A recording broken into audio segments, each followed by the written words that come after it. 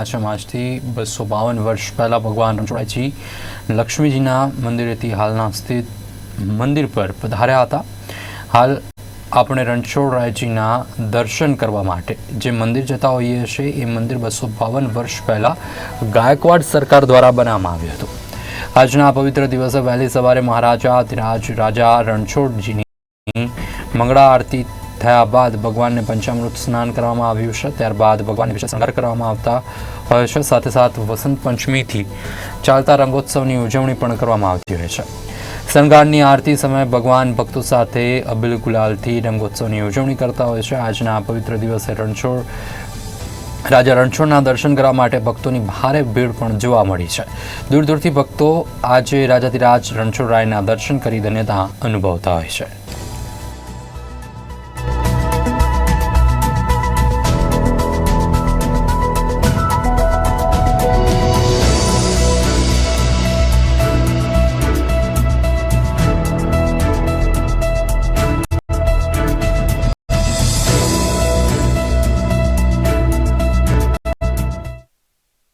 બાહવત પાંચમનો દિવસનો ખૂબ જ અનેરું મહત્વ છે. આજના દિવસે શ્રીજી મહારાજ આજ રણછોડરાયજીનું જે મંદિર છે તેમાં બિરાજમાન થયેલ છે અને 252 વર્ષ પૂર્ણ કરી 253મા વર્ષનો આજનો પાટોત્સવની ઉજવણી આજે થઈ રહી છે. ભક્તો દર્શન કરી ખૂબ આનંદ વિભોર બને છે. શ્રીજી મહારાજને સવારથી પંચામૃત સ્નાન અને સોહામણા શૃંગાર ધરાવી અને ખૂબ જ શોભાયમાન કરવામાં આવ્યા છે. મંદિરની અંદર સાંજે દીપમાળા પ્રગટાવવામાં આવશે. આસોપાલવના તોરણોથી મંદિરને શણગારવામાં આવ્યું છે. આજે ઘણા સમયથી એક ઈચ્છા હતી કે ડાકોરજીના દર્શન થાય અને આજે એક વિશેષ તક મળી અને આજના દિવસે વિશેષ વાત એ છે કે 253ના વર્ષની અંદર પ્રવેશ થયો છે અને પાટોત્સવ છે અને વિશેષ શૃંગારના સીધા આવતાવે દર્શન થયા.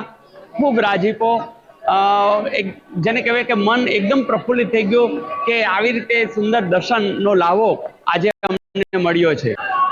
ભગવાનને આ નિજ મંદિરમાં આયે 252 વર્ષ પૂર્ણ થયા. 253મો પાટોત્સવ આજરોજ ઉજવાઈ રહ્યો છે.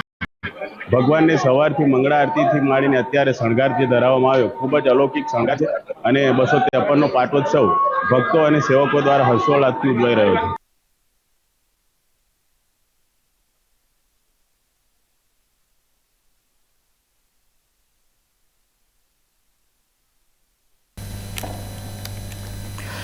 આગળ વાત કરીએ, વડાપ્રધાન નરેન્દ્ર મોદીનું ગુજરાત રાજ્ય હોવાના કારણે